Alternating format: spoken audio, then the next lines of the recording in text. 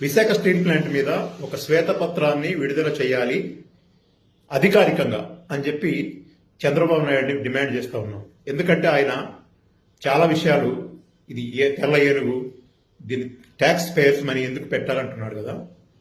Visakha steel ప్లాంట్కు ప్రభుత్వం ఇచ్చింది పిసరంతా. ప్రభుత్వానికి స్టీల్ ప్లాంట్ ఇచ్చింది చాలా పెద్ద ఎక్కువ.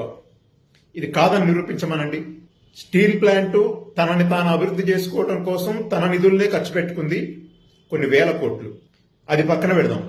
పన్నుల రూపంలో, ఆస్తుల రూపంలో, లాభాల మీద వచ్చిన డివిడెండ్ల రూపంలో ఎంత కట్టింది ప్రభుత్వానికి ఆ లెక్కలేయండి.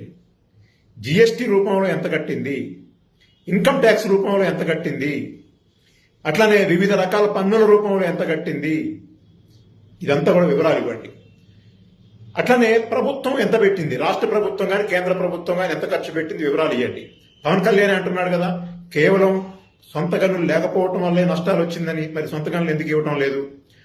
కాబట్టి స్టీల్ ప్లాంట్ పట్ల ఏపీ ప్రజల్లో ఒక రకమైనటువంటి అనుమానాలని, ద్వేషాన్ని పెంచడం కోసం ఇలా అబద్ధాలు మాట్లాడే బదులు స్టీల్ ప్లాంట్కి ఎంత ప్రభుత్వం ఖర్చు పెట్టింది, స్టీల్ ప్లాంట్ ఎంత ప్రభుత్వానికి ఇచ్చిందనేది లెక్క తేలాలి. విశాఖ స్టీల్ ప్లాంట్ మీద ఒక శ్వేతపత్రాన్ని విడుదల చేయాలి అధికారికంగా అని చెప్పి చంద్రబాబు నాయుడిని డిమాండ్ చేస్తూ ఉన్నాం. ఎందుకంటే ఆయన చాలా విషయాలు ఇది తెల్ల ఏనుగు దీని ట్యాక్స్ పేయర్స్ మనీ ఎందుకు పెట్టాలంటున్నాడు కదా.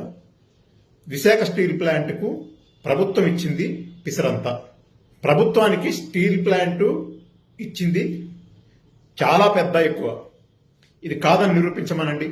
స్టీల్ ప్లాంట్ తనని తాను అభివృద్ధి చేసుకోవడం కోసం తన నిధుల్నే ఖర్చు పెట్టుకుంది కొన్ని వేల కోట్లు. అది పక్కన పెడదాం. పన్నుల రూపంలో, ఆస్తుల రూపంలో, లాభాల మీద వచ్చిన డివిడెండ్ల రూపంలో ఎంత కట్టింది ప్రభుత్వానికి ఆ లెక్కలేయండి.